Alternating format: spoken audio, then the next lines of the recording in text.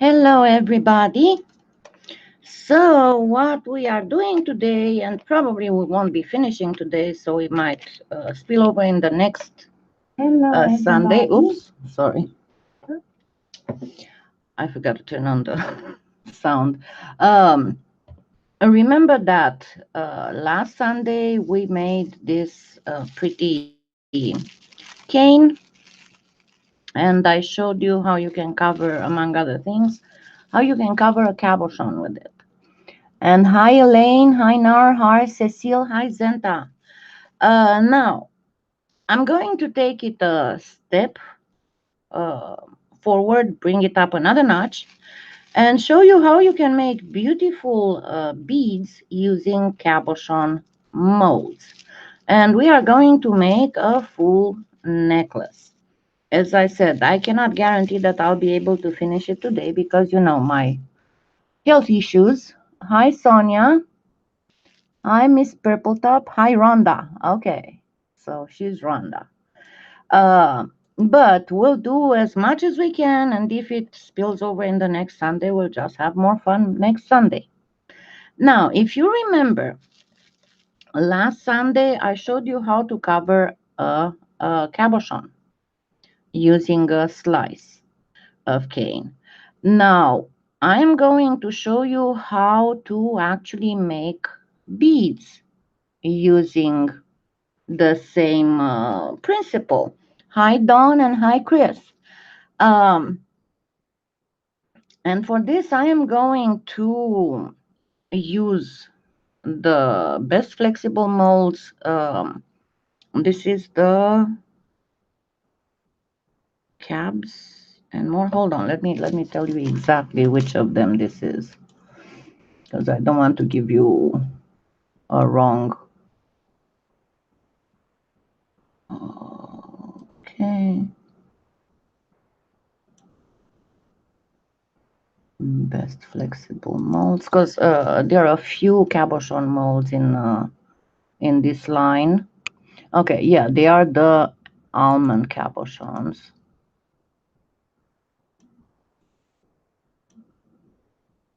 So let me get the link here.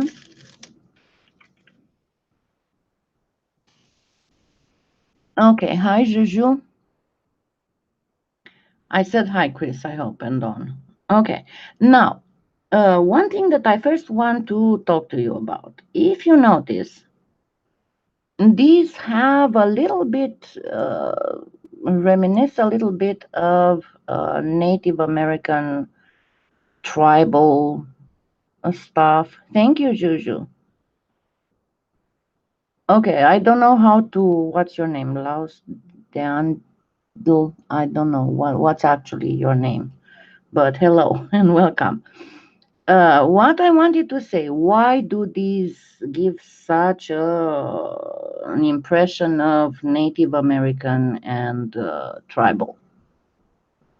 If you remember and if you watched my tutorials for a while, I did quite a few pieces of Native American inspired jewelry, and I explained that there is a specific color combination that is, again, it's specific to the Native American tribes, and you will find that in all the most known, you know, Cherokee and Navajo and all that.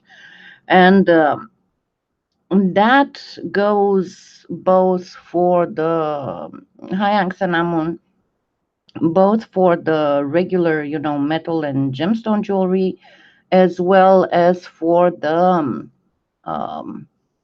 yeah, they are awesome. And both for the bead loomed jewelry and leather jewelry and stuff like that. And what is that rule? You will have the first thing, the first color is turquoise. You can get the turquoise by itself. Think of the Navajo silver jewelry. The next color that gets added is black. So you might have whatever else is the background, and then turquoise and black. Then the third color that's added all the time, so after turquoise and black, you will have turquoise, black, and white. Okay, this would be the color combination. Then the fourth color that gets added will be red. The next color that gets added is yellow, and then there's orange, and then purple. So what do we notice in this specific cane is the fact that we have turquoise, we have black, we have white. Then we have at certain spots, it gets to red. And obviously, then we have some yellowish and orangish tints. And okay, thank you, Elizabeth. So this is why it gives you the feeling that it might be Native American inspired. And of course, the moment I sat down and I want to do something, Whisper is here and he wants something. What do you want? Go to bed.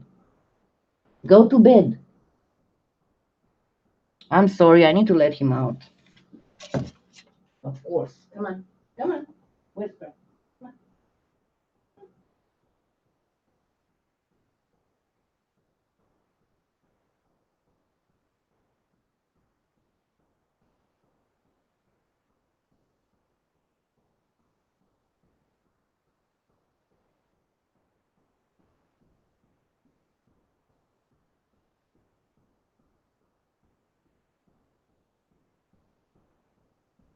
I apologize, but he does this. He just takes advantage of the fact that he's getting more uh, attention now that he's being sick and all that, and he's just pushing it, you know. So, hi, Caroline. And if you aren't aware of what I'm talking about, Whisper is my whippet, and he has been diagnosed in October of 2017 with liver cancer and given 2 months to live. And I put him on a home cooked diet. He can only eat chicken breast without skin, without bones, sweet potatoes, and low fat or fat free cottage cheese. But yeah, he is pushing it. He definitely is pushing it. So, before I start showing you how to make these beads, because it is the whole thing has a Native American allure to it. Hi, Cindy. Okay, that would be nice. Um, let's make, and remember, I did sometime last year how to make simple faux gemstones. There was a whole series on a live for Memorial Day, around Memorial Day. But anyway, let's do a few beads that would be like turquoise nuggets and coral nuggets. And for this is just simply the turquoise Premo and the cadmium red Premo. And the other thing that we need, these are crayons, and I got them from the Dollar Tree for $1. I mean, the crappiest quality, the crayons are the best it is. Hi, Holly. Yeah. Hi, Leslie. Um, so let's make first some nuggets. And yes, to make them a little bit even more realistic, we can use a bit of antiquing either with any kind of powder pigment, either chalk pastels or the more expensive artisan powders, or we can do the same thing with cheapo acrylic paint. But because after we do these, while these are baking, I can show you how to make these, and then I'll show you how to sand them and either buff them or varnish them. And then we'll put the whole thing together. Hi, Tanya. Are you okay?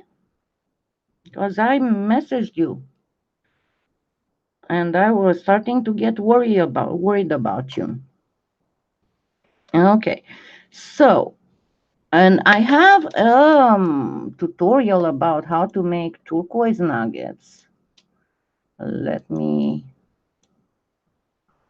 but I'm not going to stick exactly to that specific tutorial. I'm going to make them even simpler, but let me link it.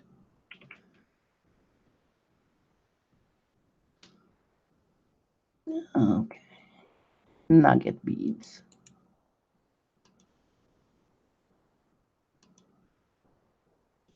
Okay, this is the tutorial. It was sometime in 2017, I think.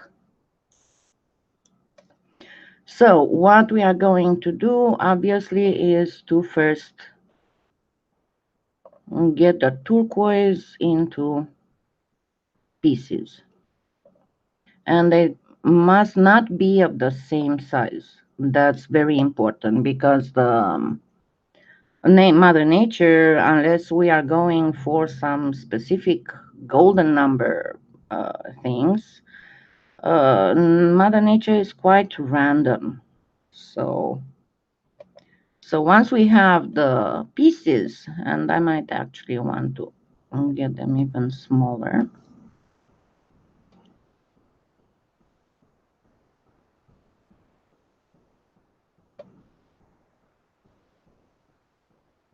Jackalope skulls, that sounds interesting.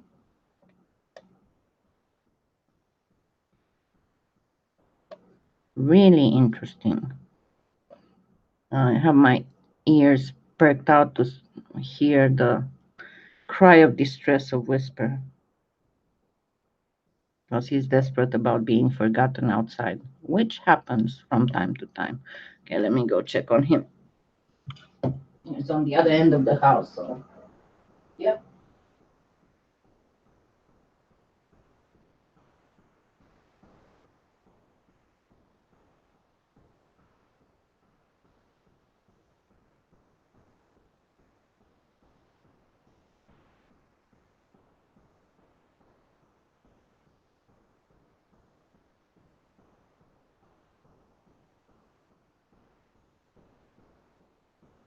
Yeah, I might have to take him to the vet soon because for like a month his right eye is tearing up. So, okay. I have a tutorial that was on faux cloisonne, faux enamel cloisonne. Let me find it. And I explained that whenever you want to do faux enamel, that's the best thing to use because of the way it dries out. It doesn't dome like other stuff. It kind of shrinks in, so you'll get that edge like this, exactly like you get it on enamel, on real enamel.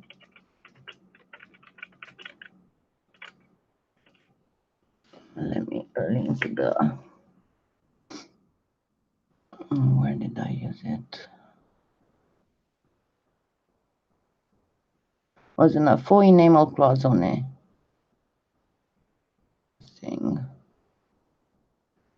I think that this is. I mean, I use it in more than one,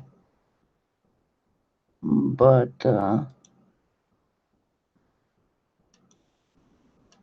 The thing that you have to be very careful about when you apply it is that if it has bubbles, you cannot pop them. So the best thing, the way that I used to apply it, I first I put the paintbrush and I drip it on the paintbrush so that if there's any bubble coming in, I can lift it with a toothpick. Because as I said, you cannot pop the bubbles. Okay, so yeah, Zenta's been felting.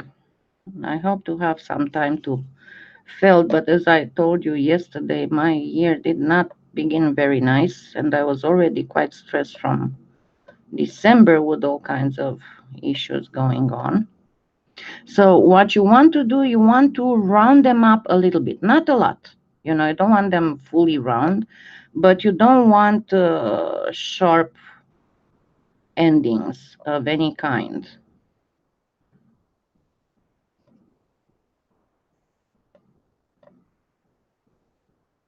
And there are actually several ways of doing this. I'm going to make not just two, I'm going to make a few more, and so I can show you.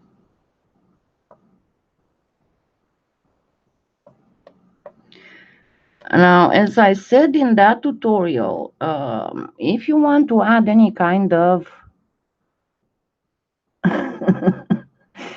oh, happy birthday, Carolyn. Um, oh, that's nice. Thank you. Um,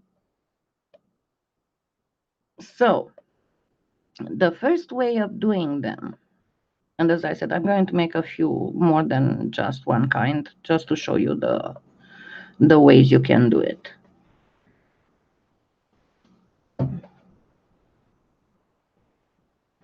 Just a second. I move some stuff around, so I go first to the area where I knew they were, and of course they are not there anymore.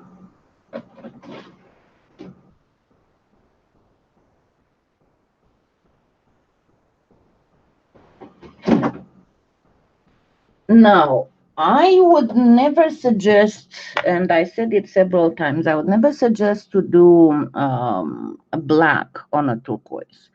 And why is that? Because the turquoise that actually have black are super rare, super rare.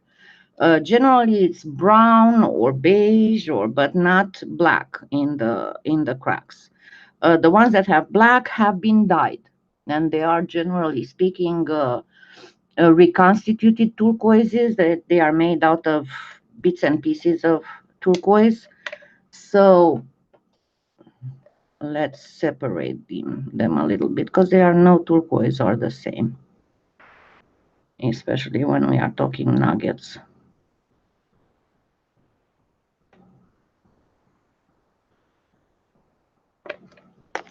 So as you see, this is the amber, that is the Parthenay in the Franco Garcia line. Now you might have a little bit of trouble getting them to stick to each other after you toss a little bit, because obviously this is powder, so that will make the clay not adhere very good. And then you don't want to make this bead round. You do not want to make it round. It has to look kind of like this. Just make sure that they are well stuck to each other.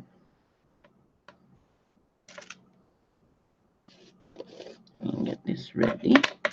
And then I am going to line my bead stuff.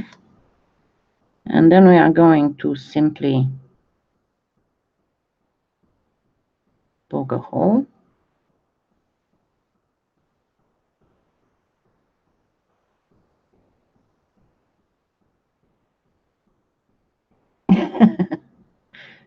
My inspection, huh? Okay, and once you put it on the, because once it gets baked, we'll wipe this off. And once you put it on the bead baker, of course, you can put it on paper to bake it on. I usually use the crappiest toilet paper, the one that doesn't have any kind of texture on it. You can use batting, you can use baking soda for baking beads. I use this. And let me clean the stuff here. And let's do the second one. And you can do this with a more expensive thing, or you can do this simply with a powder of chalk pastels.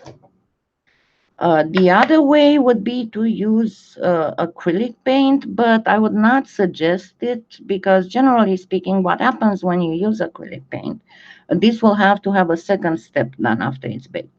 What happens when you use acrylic paint, you know, the first turquoise recipe that was invented by Victoria Hughes, that involved breaking your turquoise clay into pieces, then putting acrylic paint and mixing the whole thing, and then making it into beads or cabochons.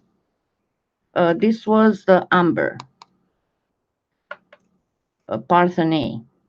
And then after you bake, you sand off the acrylic.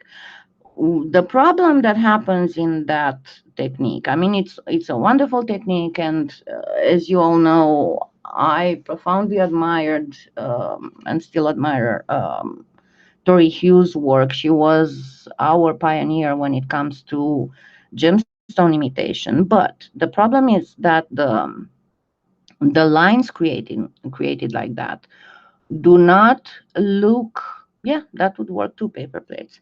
Do not look like real turquoise because the lines are way too fine. The lines look like howlite, painted howlite. Howlite is white stone. I think I have some, hold on, I think I have some beads of howlite. Give me just a second.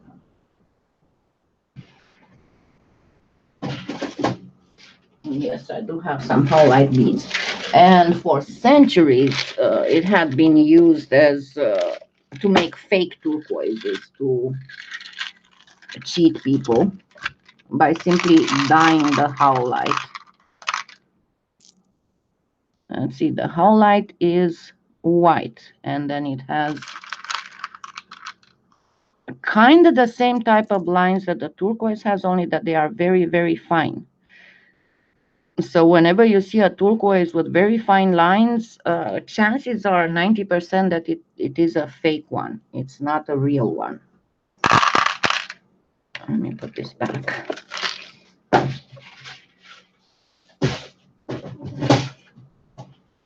So as you know, I usually don't use that type of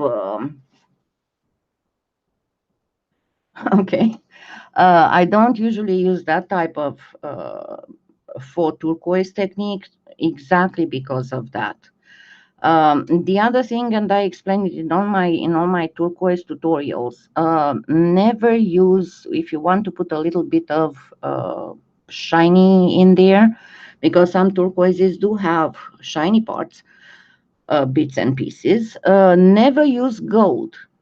And why is that? Turquoise will never have gold in there. The turquoise is blue or green because it is due to the chemical reaction of copper. Copper oxidation is blue. So what you sometimes see as gold in pictures of turquoises, it's actually a very dark reddish, goldish thing that's actually copper or more bronzish. Hi, Roberta. Yep, that's a good sign. That's a good start.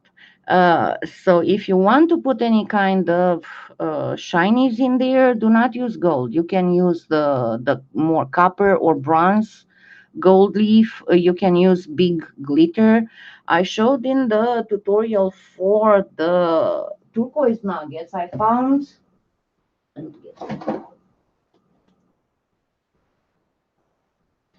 found a glitter that works perfectly,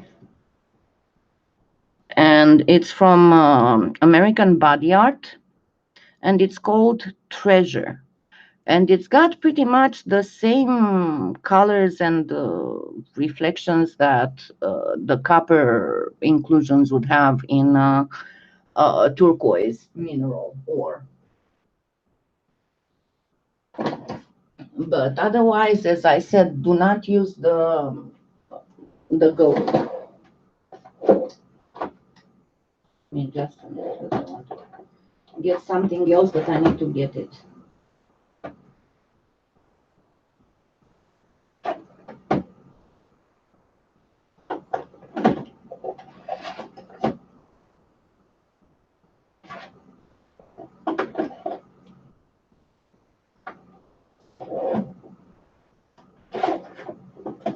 Sorry, I only have so much room on that table.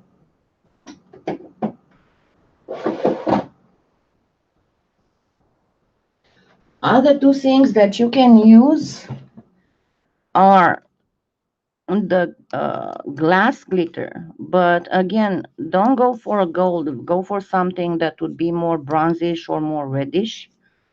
And another thing that you can get is mica flakes, because they would really break up nicely when you use them. See, I didn't even open this. I didn't get around to use it. I got it for a project, but it will look great.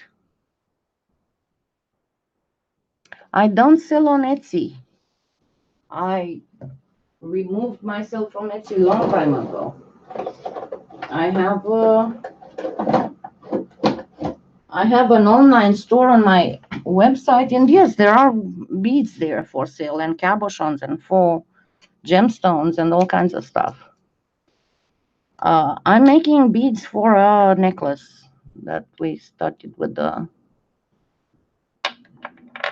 high azul ash. So I'm trying to keep up with the with the chat too. Uh, Another way of doing this, I'm going to do this just plain,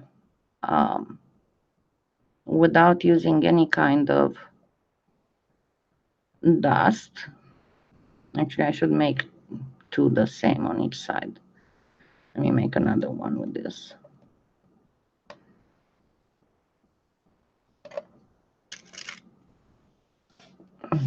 So they would be kinda symmetrical.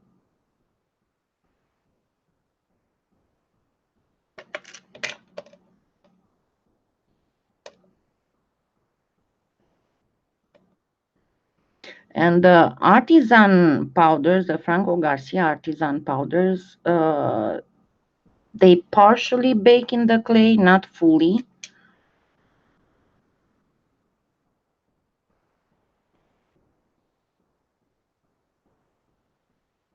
I'm gonna use two beads on this.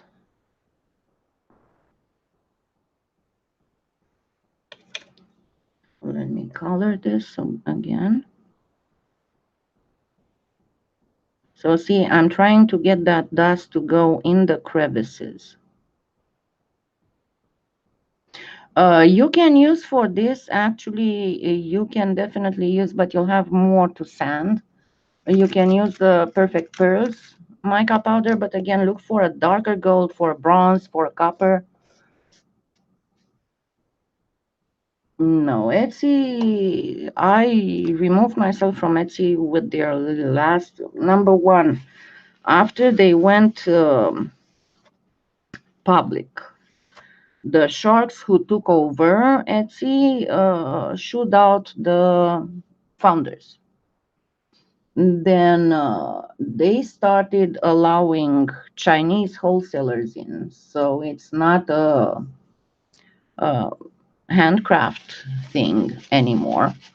Then, if you don't pay for being brought on the first page, and if you don't have a good, strong online presence, good luck about anybody finding your products, even when they do a search exactly with the name of your product.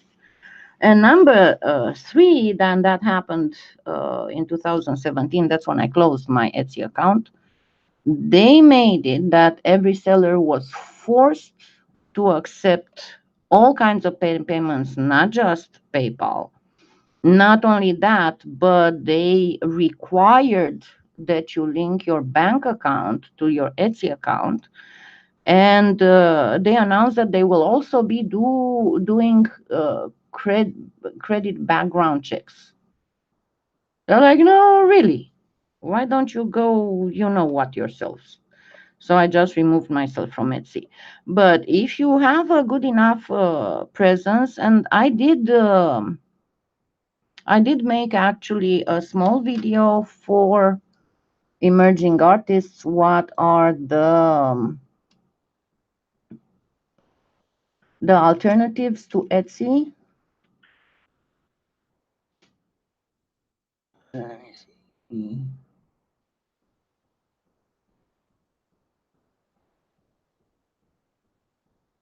Because I did one on Patreon,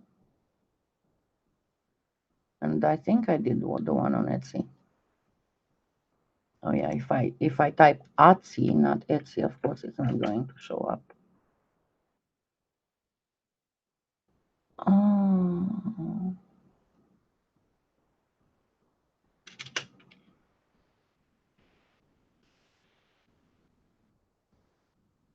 I'm not sure if I finished it or not. It might not be up yet. Yeah, I'm doing so much stuff that I'm sorry. But yeah, the idea is that there are several alternatives. One of the best that I found is I think the website is named IndieMade. Let me find it. Where you do pay a monthly fee if you want to have a bigger store, but that's the only fee that you pay. You don't pay selling fees, you don't pay listing fees or anything. This one. Or you can sell from your blog. And again, I didn't finish that video, but it's in the works. I'm showing how to make selling buttons on Etsy, on your blog, on Blogger, on Blogspot, Blogger, whatever. And if you remember 2 years ago, now it's 2 years ago, before I put up my new website, when I had these stashes, I was actually making purchase buy now buttons on my blog, so everybody was able to go and purchase them like that. And you can actually do that. You can make a page on your blog, and then the third thing, you can sell on Facebook. Facebook now made it possible that you open a business page and you can sell from your business page. So Etsy, in my opinion, is right now is the worst place to sell, honestly. Uh, Let me grab a little bit more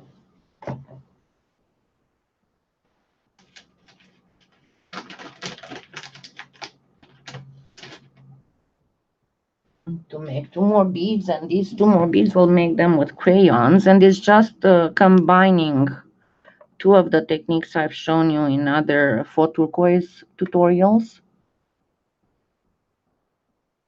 Yeah, it's just you just pay money and you don't get your money in time. I mean, you have to wait for them to transfer the money to your bank account, and I was so against all that stuff. And yeah, I know I lost because I had, even with the break I took from cancer treatment, I still had a quite established pool of clientele. Yeah, absolutely. I mean, I create my own um website, but then years ago I was making websites for a living before all the ready-made what you see is what you get websites appeared.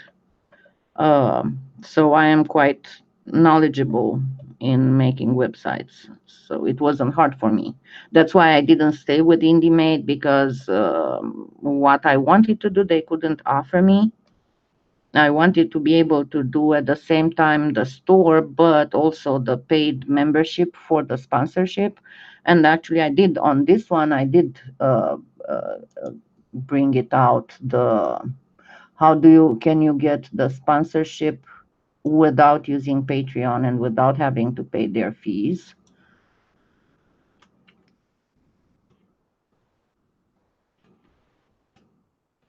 Because I got really upset with them too. Initially, I had started with Patreon, and when I saw that they offer nothing for their, I mean, you pay just to have a page. They don't offer anything. They are just the middlemen, and they get their cut from your sponsors. That's all. I just use PayPal.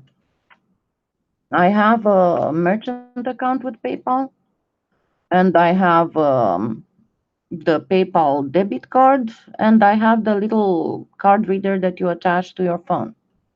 They send it to you for free. So, yeah, if you want to establish a patron thing, yeah, I'm a little bit better. Yes, it was in the fact that my friend got through surgery, and yesterday her son texted me, not texted, messaged me that she even sat up and sat at the table. So I was so relieved to hear that. But yeah, I'm telling you, I mean, even if I knew Thursday evening that she was out of surgery and she made it through the surgery fine, I guess I was still so messed up. I mean, from the whole thing with my neighbor Mikey and with all that. I mean, don't get me wrong, I wasn't upset about touching a dead person or anything. After all, I did deal with dead people in my life. Uh, and as a former medical professional, I'm not squeamish at all.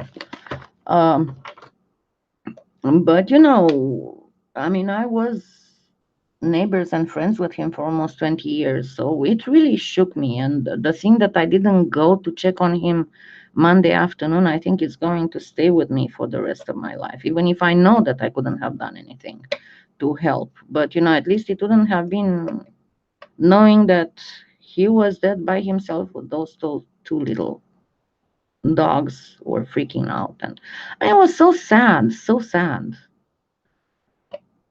It's just so, as I said, Friday I was still messed up, and I was messed up to the point that I forgot that I had a live with my sponsors scheduled. I rescheduled it for yesterday afternoon, but it was completely, I mean, I happily was working on editing tutorials and stuff, and then at 8:30 when I said, okay, it's time to close, I was like, oh my God, I had a live scheduled and I completely forgot about it. But my ladies were very kind yesterday because I asked them again, start messaging me or calling me on Facebook to tell me that remember there's a live, and they were so nice and they did message me yesterday to remind me. Okay, square one. Yeah, I like making beads, and usually whenever I have all kinds of leftovers, I try making beads. So you saw what I did. I shaved some crayon and I'm kind of embedding it in this because if you watched, I had like a couple, two or three tutorials on making faux turquoises with crayon. What happens when you bake the turquoise? It takes a little bit of wiping with alcohol until you remove all the traces of crayon. But what happens, the crayon will melt. And not only that, but it will start reacting a little bit with the polymer clay and will form, the polymer clay gets a little bit discolored and it might even get very fine cracks where the crayon was. And then that fine crack is actually filled up with the crayon. So I did put some black, but I'm going to put some brown as well to make it more. And you can see out of these, only the black and the brown are used. Actually, I should make some tests to see how the crayon affects other colors. Other colors of crayon affect other colors of clay. Should be good. Yeah, but what fees do you pay, Elaine? I mean, it's not for me because I cannot go to venues anymore. I used to vend at venues all the time, but I cannot go to venues anymore. What fees do you pay with Square? How much? I'm pretty happy with PayPal's fees.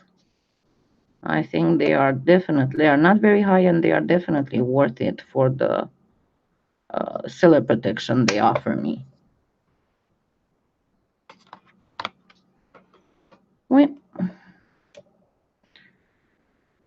we need to take it one day at a time.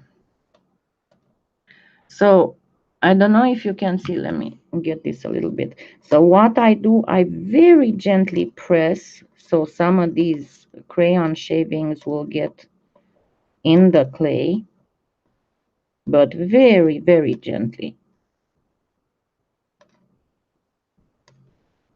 And this is just because I want to make nugget beads. You know that I haven't actually, I made a playlist on my channel that's all just with the 4 turquoises. Yeah, that's pretty much how much PayPal is. And you connect it with your bank account or with what?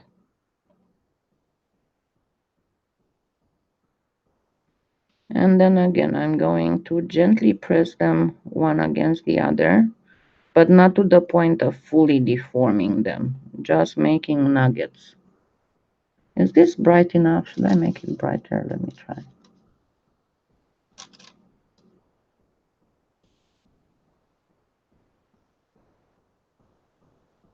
It's too bright, too much contrast. Okay.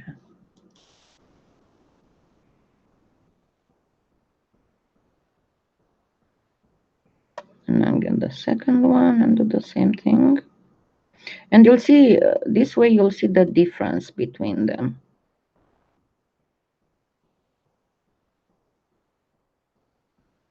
Between the two methods. And see, I'm pressing them enough for them to be stuck together, but not enough to completely deform them. Let's get a second. Yes, I mixed white and brown, black and brown crayon. Remember what I just said about don't use just black, because that's not real turquoise. It's dyed turquoise, reconstituted turquoise most of the time. Now, to be very clear on the fact, yes, some turquoises are injected with resin. Uh, Most of them are the poor quality, as I said, they are reconstituted and everything. But there are some really good quality turquoises that still get injected with resin. And why is that? Because they have a turquoise has a very low Mohs scale, so that means that it's a very, very soft gemstone, and it would not survive the passing of time. It can get broken, it starts losing color actually, because again, it is based on oxidization of copper. So it will start changing color as you wear it, obviously.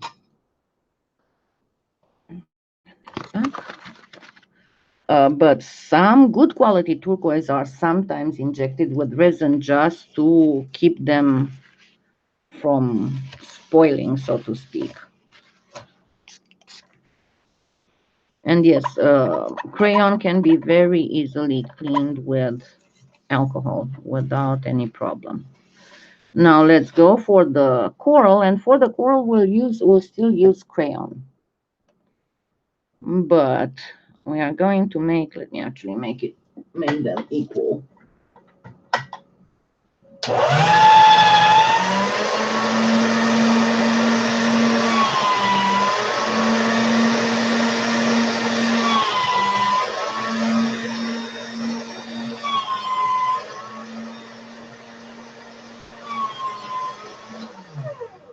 Now, I heard it said that, oh, coral has to be this and coral has to be that and coral has to be that. Yes, it does, but depends on what coral. Because, hi, Lila, because some, no, for this I only use the 91%. I only use the 99 for the shellac. No, this is Premo. This is Premo, no, not Pardo. I showed in the lives, I showed how to do it with Pardo, but this is just plain Premo. It's just a very simplified version. So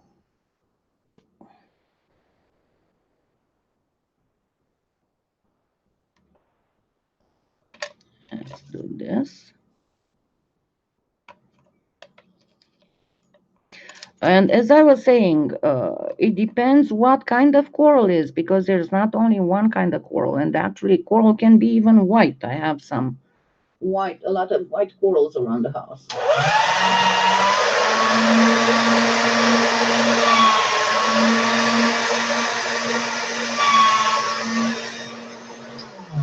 And it depends how new it is.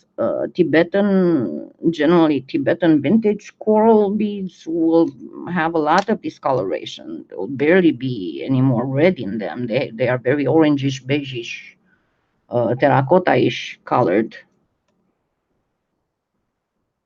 Some of them do have holes, some of them don't. Generally, the white coral, let me actually bring a piece of white coral.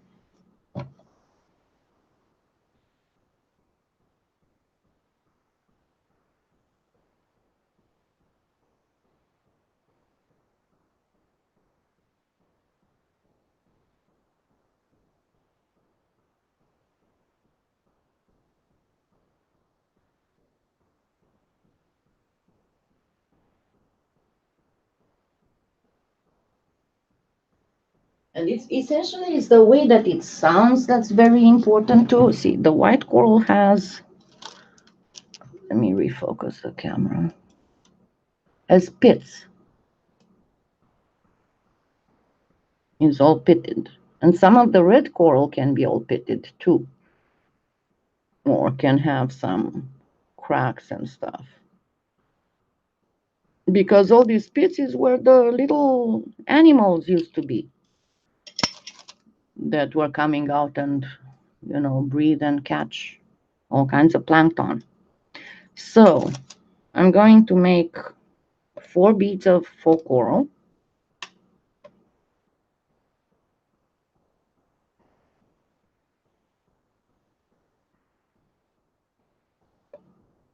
Yes, I'm going to make them cylindrical.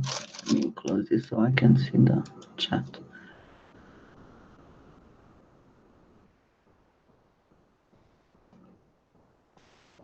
Yeah, that's what I told you. I just stick with my PayPal card reader. I've never had issues with PayPal, ever. They've always had my back.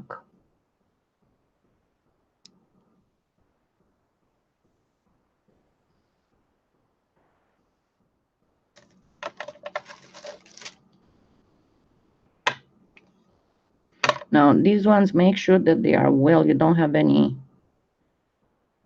air pockets inside. And they don't have to be perfectly.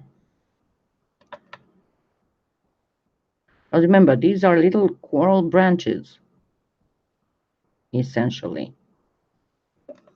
You just want to make sure that you did put them together real hard. And you have no air pockets inside.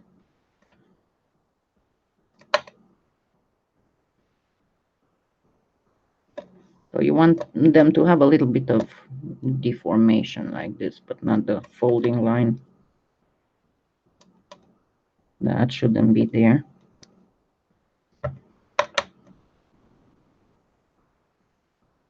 So just gently deform it.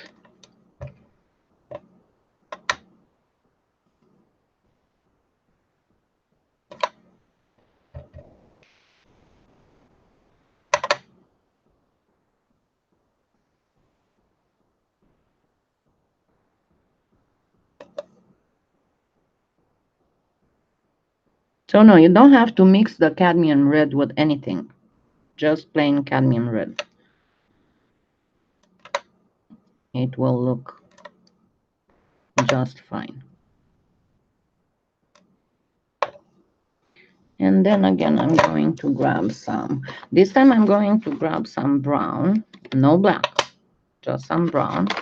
Then you can use some, if you have some orange or some yellow or some white, you can use that too, because of the way that it reacts. I'm getting into the paper here.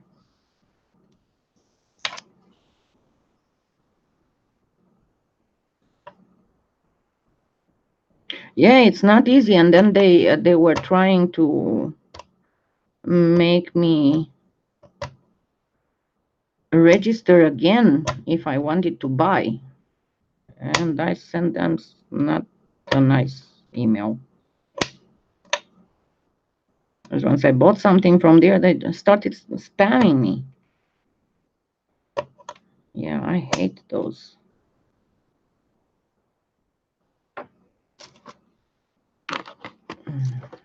Okay. Now I'm going to get another. So you want to go pretty much feel it when it comes out, then go the other way. Generally speaking, when you go putting a hole through a bead, trust your body. What I do, even if the tip of my fingers are fairly numb, I still have a little bit of feeling in them. So what I do, I put my index finger here with, and I think that it's going to come up here. And I want to put it exactly in the middle where I want the hole put. And then when I go in, I don't focus on the bead. I focus on reaching this exact spot with my poker, hole poker. So I just trust my body to find that exact spot, see, on the tip of my finger. And then once I feel it, this time I went a little bit farther, but normally I just get to the point that I can feel it with my finger.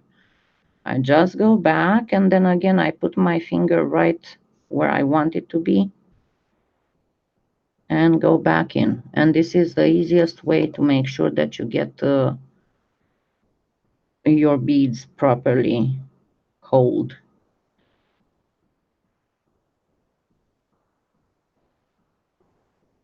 And another thing, if you don't want to have a lot of clay coming out or going in as you poke the holes, I'll show you on the next one because this one is almost done. You saw me that I kind of shake and turn around. So you go in, and just the simple fact that you do this will displace the clay sideways instead of pushing it in. And of course, you always need something that is pointy. Hi, Gabriella. And always keep the tip of your finger where you want your pokey thing to come out. And again, where the hole is. And now we have our so-called coral. So what I'm going to do is to get some of these.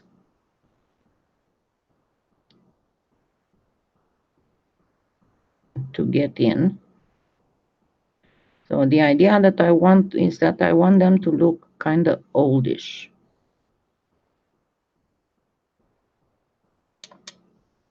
Grab some yellow too.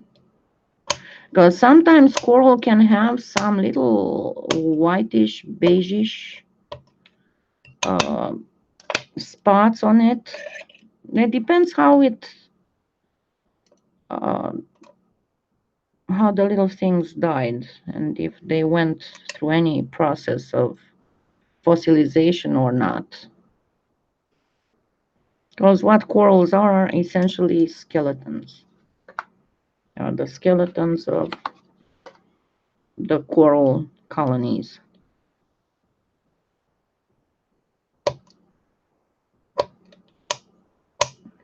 Bye, Tia Lisa. Have a great week and what's left of the weekend.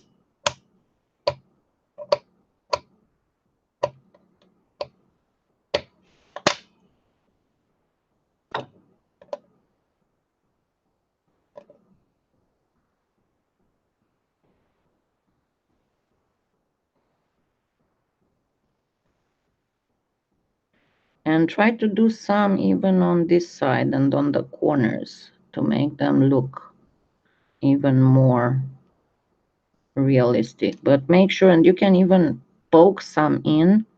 See, like this one is a little bit thicker, so I can actually poke it in the clay. It's going to make a little pit there, and if you have some other pieces that are more on the thickish side, you can do that. Another way of doing this, doing all those pits, just get some kosher salt on, the salt that's for putting on the ground when it's icy, and just roll the bead through that. And then once it's baked, put it in water for the salt to dissolve, and the salt will leave beautiful, very natural, uneven pitting on your bead. I have a big one here, so I'm going to poke it in. Hey, I dropped it. I told you I have issues with pinching and with dropping stuff.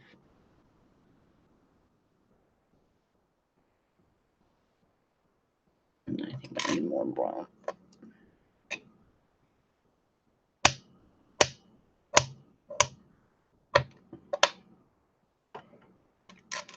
And the last one, and then we can get these to bake, and I'll show you how to make the other beads.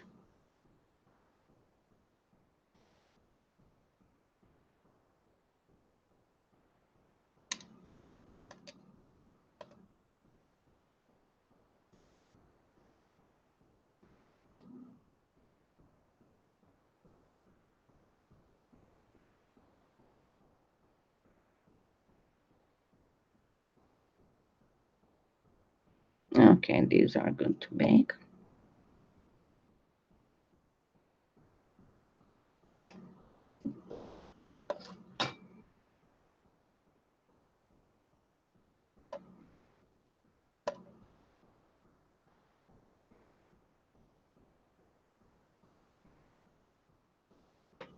And give me a minute, I'm gonna put these in the oven.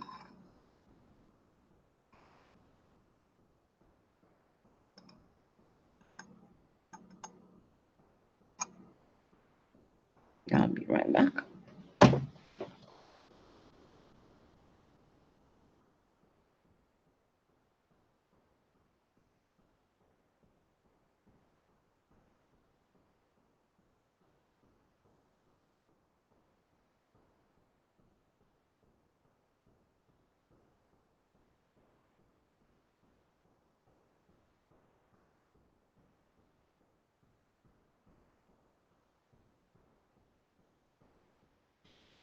Okay.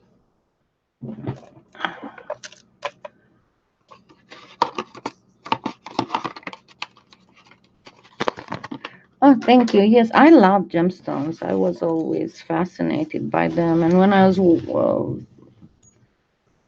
still vending at venues, I was selling quite a bit of real gemstones and real gemstone jewelry. But I was always fascinated by gems and minerals and the way they formed. Oui, c'est très intéressant tout ça, Caroline. Tu vas avoir beaucoup de joie en faisant tout ça. Okay, now let's get back and actually need to clean this because I've been working all kinds of stuff with it and I didn't clean it. And the way that I clean it, I just clean it with, one of those fingernail brushes and regular dishwasher. I just clean it really, really, really good. And then I pat it dry, let it dry perfectly.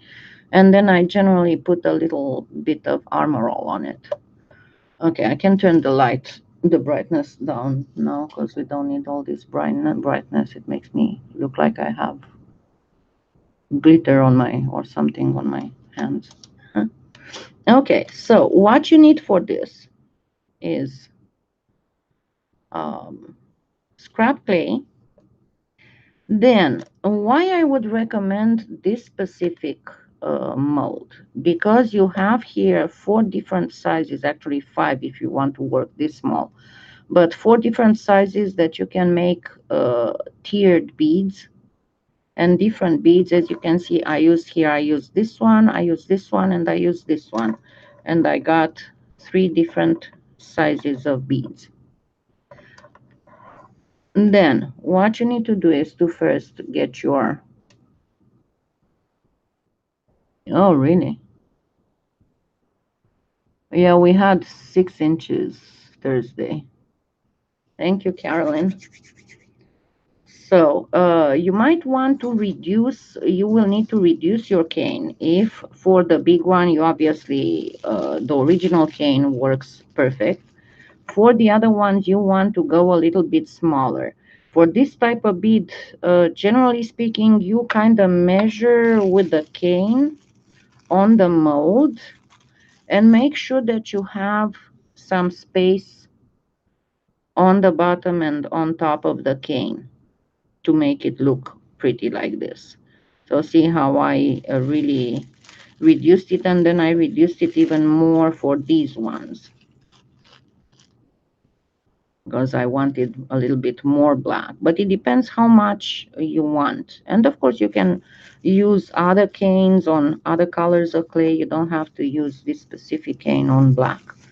But the general idea of the beads made out of cabochons is very nice, and the thing is that it's very simple to make, and you get beautiful results. And you don't have to be super careful. If you want, you can be super careful and perfectly match them, but you don't really have to. I mean, they will look pretty no matter what.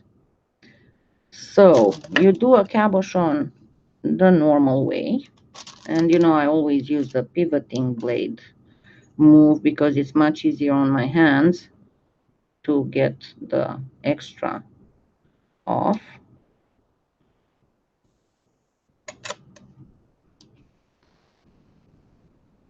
And obviously you need 2 because we'll just put 2 and 2 together. Oh my God.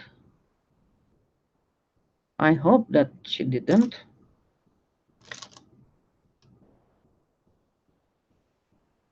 That is horrible.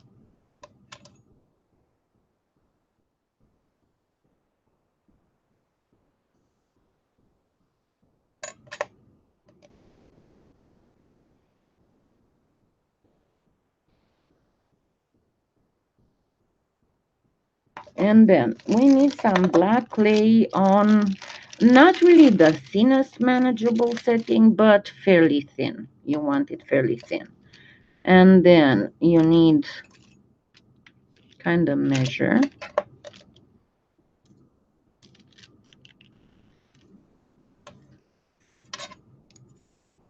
Okay, I'm sorry. Give me just a minute. I think Whisper wants water. Just a second.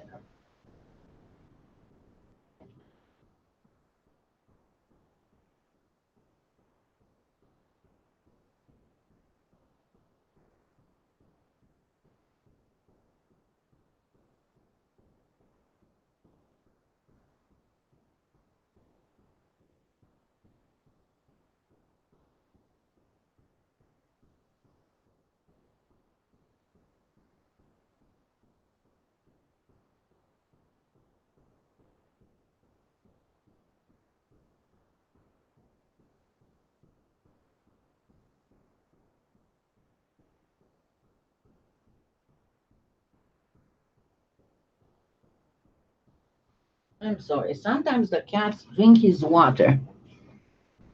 Everything that Whisper drinks or eats is awesome for the cats. And he doesn't drink from their thing because they have one of those self-refilling things. But Whisper doesn't trust it because it makes noise. Polyclayplay. Elizabeth. il y a quelque temps sur Amazon aussi, mais pas, elles ne le ont pas sur Amazon. Mais tu peux faire ça avec n'importe quel cabochon mold. C'est pas le cabochon mold. Ok.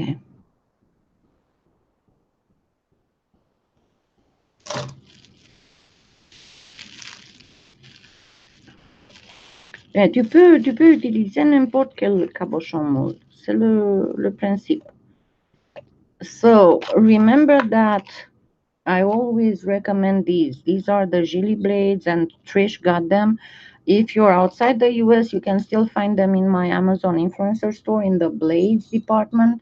I use the 8 inches, well, it's like 7.6 or 7.71 for shaving, and the 4 inches one for cutting canes. And it's the best thin blade I've ever found.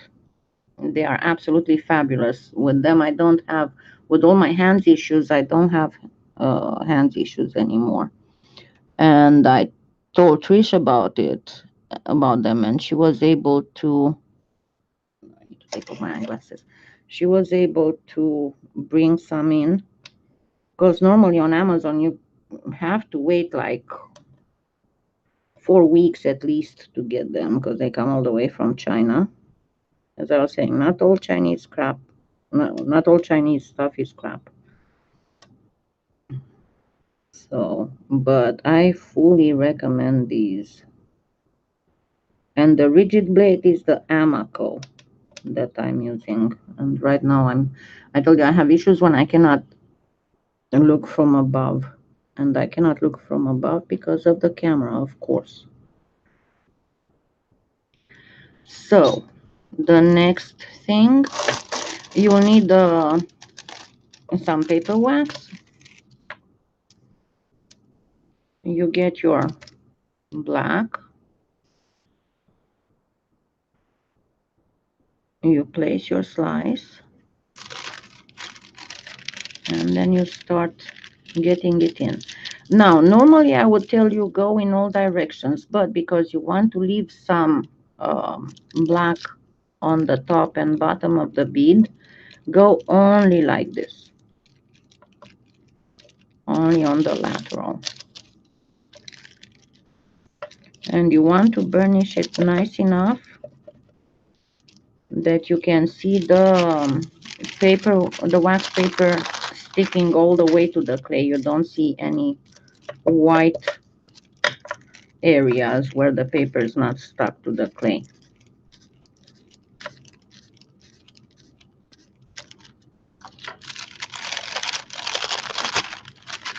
Let's do a second one.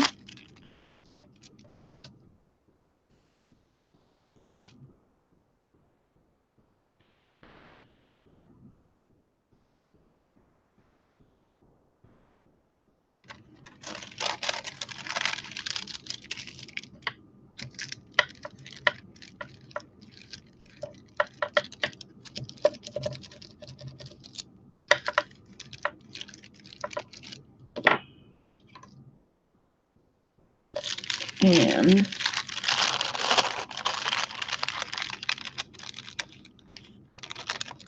yes, I did. Yes, I did. The Friday it started thawing, so I was able to take the trash out finally. Okay, then another thing that I do, so see, you get this and you kind of make sure that it is in the middle. This line goes in the middle of it.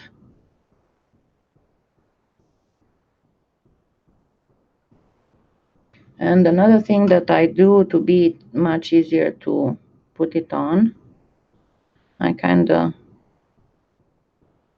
cut the corners.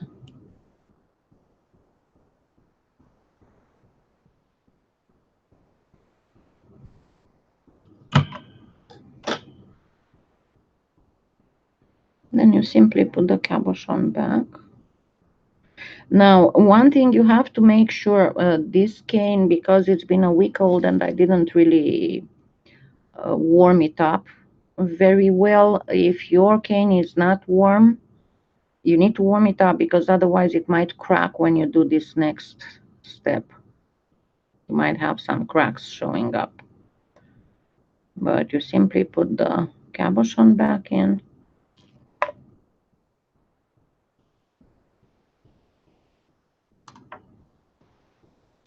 And again, and this, what you shave off, you can use for the next bead.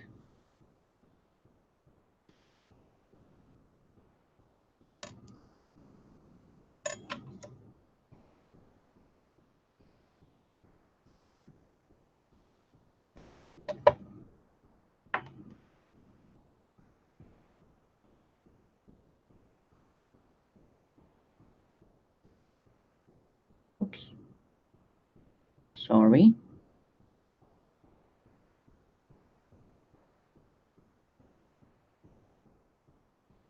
And again, I can.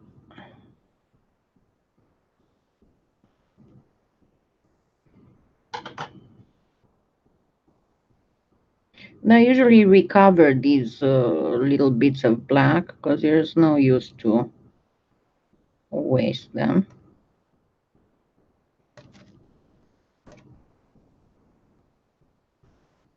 And these you can get, I get them at the Dollar Tree store. They are 5 in a package for $1. And I have also some cheap ones in the Amazon influencer store in the applicators section.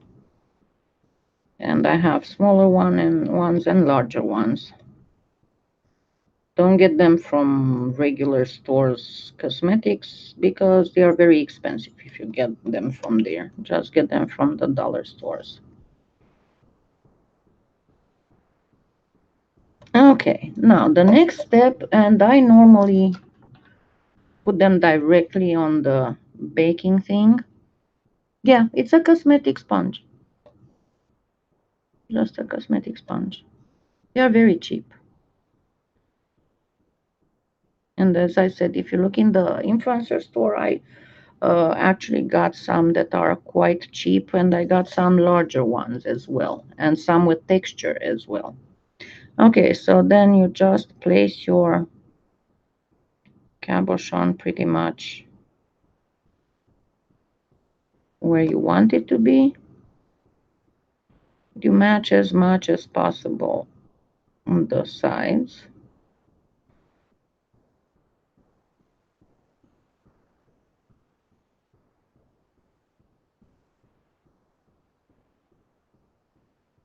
And then you simply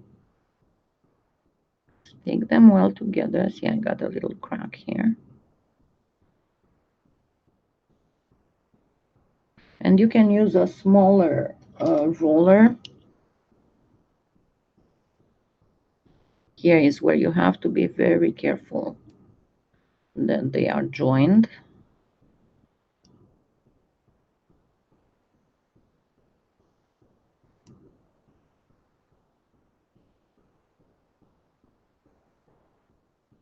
And then you can go ahead and bake it. Make sure this moves. And if you ever have issues taking a bead off the thingy, simply warm it up a little bit and then it will slide right off. I learned this the hard way when I was in my beginning thing, because I was baking stuff on toothpicks, and a lot of times my toothpick would get stuck inside, until I figured out that if the bead is warmed up again, then it would slide off. Obviously, because the clay, as it cools off, it starts shrinking. So it starts hugging whatever you're baking it on. Okay, the next, I'm gonna put this aside. The next thing is how to deal with these beads when they are already made. And yeah, I don't guarantee that we are not going to finish this. I'm going to show you how to sand them and how to buff or varnish them. And then next Sunday, we'll finish with the other beads, the sanding and the cleaning off. of the faux turquoise, and then we'll start putting the whole necklace together and see if we want to make a faux or not. So on these, I'm not going to go very high because there's no need, and they don't need to be super, super, super duper shiny. But essentially, I'm going to start with the 400. Let me get a smaller one. And the way that I generally sand the beads, see how there's a little curve between my fingers here? I just get the bead against that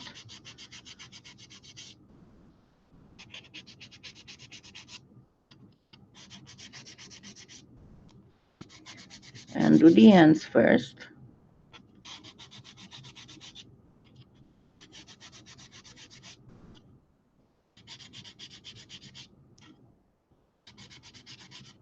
And then again using the same little groove between my fingers, I do the middle. Now, even with just 400, you could still get a pretty shine, not super shiny, but it will look pretty. So I'm going with 400, then 600, and you can go to 800 if you want, but I can assure you that 600 will look just fine. And I'll show you here in a minute when I'll buff. And you can, instead of buffing, of course, you can varnish them. I would once again recommend the do-it-yourself shellac. But if not, you can simply use, mean wax or any other varnish of your choice. But once again, I would not advise to make them too shiny because remember what I said so many times, when something is too shiny, too glossy, the spot of light might obscure the pattern underneath. And this is that exact case that you have a patterned bead with a very delicate and intricate pattern. So you wouldn't want that to be obscured by the glossiness. So I only went up to 600.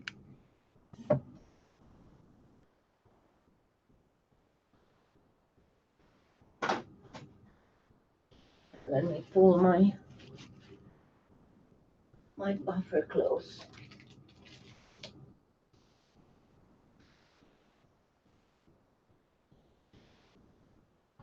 Now, it's going to be noisy, you know that. It's a little bit hard to do it when I'm sitting at the table because remember I told you before, if you use a flex shaft, never bend the flex shaft towards 90. The most you can do it is about like this. So it's kind of hard to hold the thing and not bend it. Okay, noise.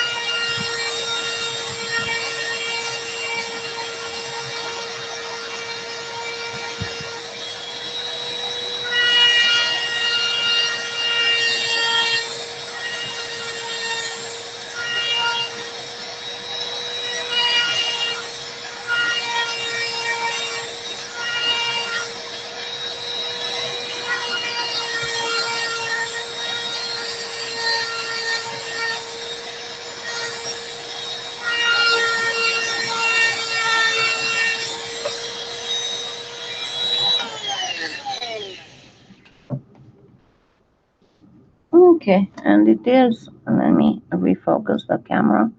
It is the perfect shininess that I want.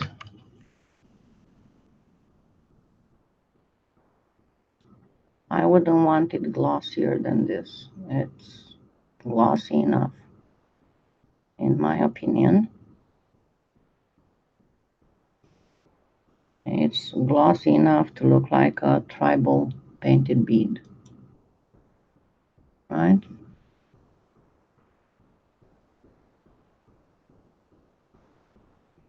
You mean the mini buffing wheel? Yes. No, not a satin finish shellac, no. Shellac is only very shiny. But you can get satin in other uh, varnishes. I would go with golden or PYM or even Renaissance wax. Okay, hold on. Let me give you the link too. Because this is also something I found on eBay and I told Trish about it and she was able to get it. And she has it out for a very, very affordable price.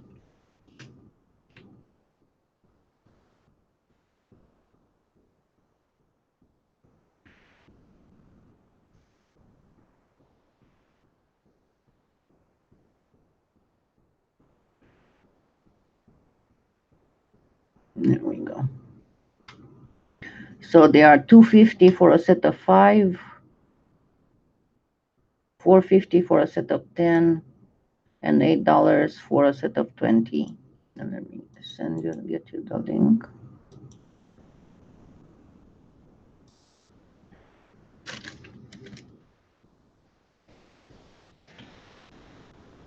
There you go. Thank you, Marina. Okay, and at this point, I'm going to say I was up for an hour and a half, which is good. If you notice lately, I've been able to do an hour and a half, and I'm really, really happy about it. So we'll continue next Sunday, and by then I will have all these nicely sanded and buffed. I just didn't do it because I wanted to show you how to do it. And again, if you want, you can use your own shellac, you can use Renaissance wax, you can use PYM, you can use whatever. So I'll see you next Sunday, and by then you'll have time to do all these, and you'll see how to finish the other ones. You'll be able to finish on the spot the for turquoise and for coral, and if you want to do the same thing at the same time with me, you'll be able to go ahead and do it. So we'll do the finishing the faux turquoise and faux coral and put the whole thing together. So thank you so much for being here on my live. And I shall see you next Sunday. And again, Happy New Year, everybody. Happy claying.